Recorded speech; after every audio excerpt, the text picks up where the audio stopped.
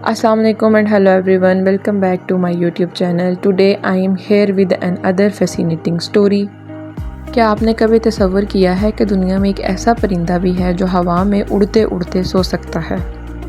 जी हाँ, उस परिंदे का नाम है स्विफ्ट बर्ड। ये अपनी ज़िंदगी का ज़्यादातर हिस्सा ज़मीन पर नहीं बल्कि हवा में उड़ते हुए गुजारता है।